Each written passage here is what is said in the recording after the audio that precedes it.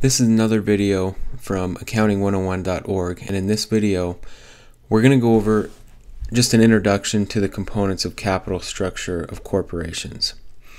Now the capital structure, that means how a business is financed, and it will always be through one or more of the following sources. It'll either be through debt, it'll be through equity, through contributed capital, or it will be through equity, which is retained earnings that the company stores, or, well, you know what retained earnings is. Okay, so these instruments, whether it's debt or equity, these can be issued in exchange for cash, property, or services. So what we're going to cover is from the investor side first, these two instruments and the relationship it has to the investor. So if an investor puts cash into a business in exchange for debt, such as a bond or a debenture, it's just a loan. So as that loan is paid back to the investor in payments, the payments include interest and principal. Now the interest enriches the investor, so the interest amounts are taxed, but the principal portion of the payments are just a return of capital to the investor, so those aren't taxed. Now, if an investor transfers property into the corporation in exchange for debt, what you really have is an installment sale. And so, as those payments are made back to the investor, the interest payments are taxed as ordinary income to the investor, and the principal payments are also subject to tax to the extent of the gross profit ratio as determined under the installment obligation. So that depends on the deal. The next thing is if the investor puts in prior services in exchange for debt, that is actually taxable as compensation according to the fair market value of the services rendered. So now we'll move on to equity from the investor side. When an investor puts in cash in exchange for equity, the investor recognizes no income, but in the future, as distributions are made on that stock or equity, they might be taxed as dividends or redemptions, and that it depends. So we'll cover that later. Property is the same way. There's no gain or loss recognized, but dividends or redemptions might be paid out, or dividends might be paid out, or a redemption might be taxable depending on the situation. Now, if the investor trades services for equity, this is governed by Section 83. The general rule is that stock received in exchange for services is taxable as compensation, but it's treated as the amount equal to the fair market value of the services traded. Now, one exception to this rule is if the investor has an obligation to complete in order to have free and clear ownership of the stock. The section that deals with that refers to that as a substantial risk of forfeiture. So what that means is, say you have an employee who is given stock, but they don't have free and clear ownership of that stock until they've worked for the company for 3 years.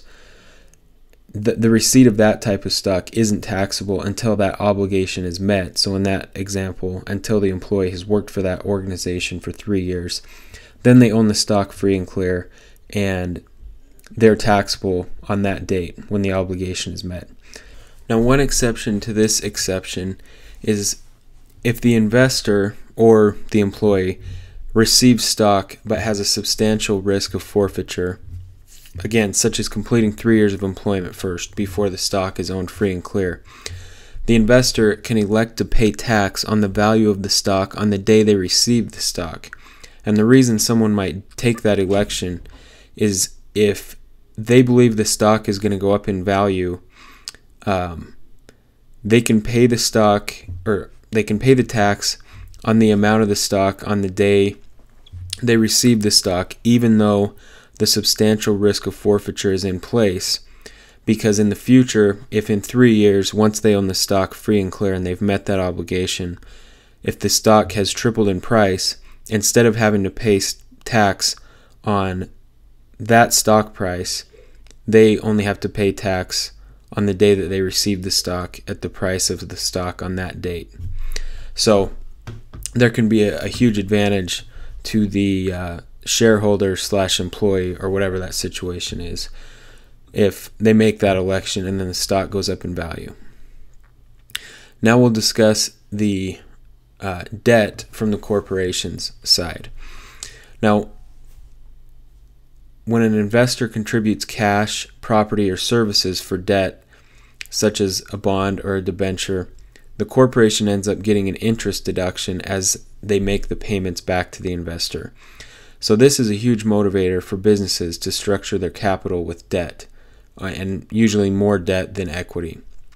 Now, equity from the corporation side, usually a corporation will pay out dividends or make other types of distributions paid out on the equity to investors, but that doesn't provide the corporation with any deduction. So this goes back to this provides big motivation for the corporation to structure more of their capital with debt than equity. So just a few of the basics of capital structure. Common stock. Every corporation must have at least one share of common stock. The common stock is the most risky form of investment, but it also has the potential of the highest reward because the growth of the corporation is directly reflected in the stock price. And so the common stock holders are the beneficiary of that when that's the situation. And the reverse is true if the stock price tanks.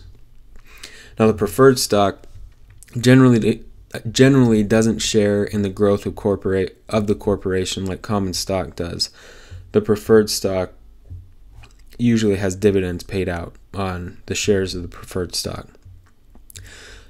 Debt is lower risk than stock, but you get paid back if you're a creditor to the corporation. Usually the idea is that you get paid back before the equity holders do, and the return on debt is fixed, so there's not a potential for higher return. The next thing would be stock options and then hybrid securities, which both of those we'll discuss in later sections. Now, in the debt versus equity court cases, a big thing that happens is corporations, especially closely held corporations, they will try to structure deals or instruments that try to take advantage of the good parts of both debt or equity and then not have the disadvantages of either one. And so there's a lot of examples of that. One example was the Finhay Realty Company versus the United States court case. But the services outlined 16 things that kind of went, or that they consider in these types of cases, and we'll just go over those when they're looking at whether something is going to be judged as debt or equity.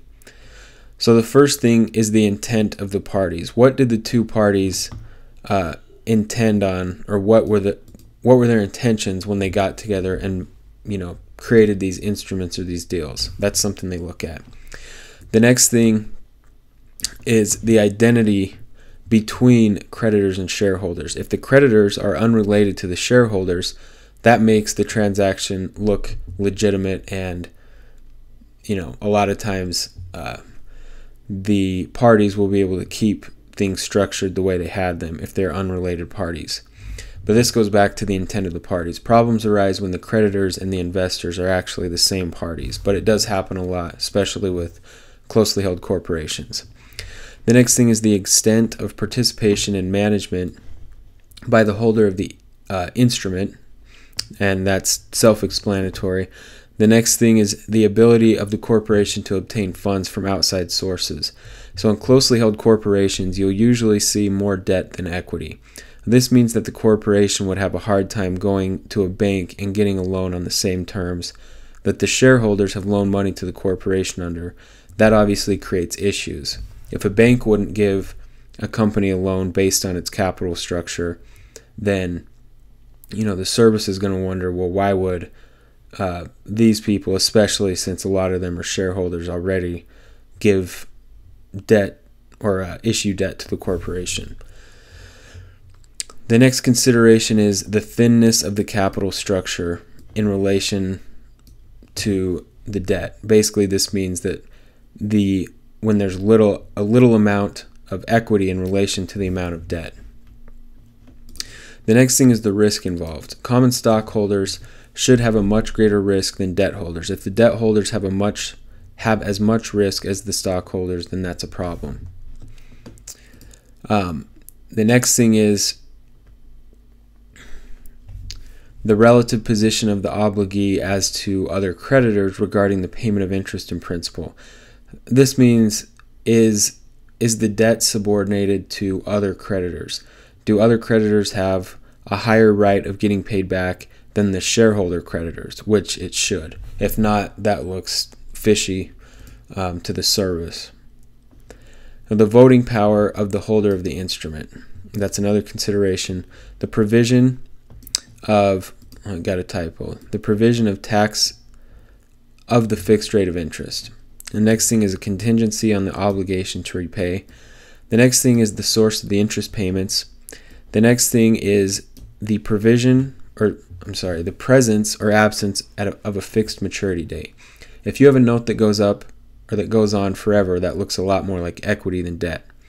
The next thing is a provision for redemption by the corporation. If there's a stock that has a redemption option by the corporation, that will look more like debt than equity.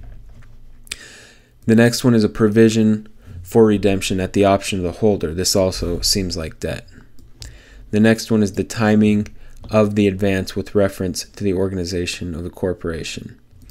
So that is an overview of capital structure of corporations, and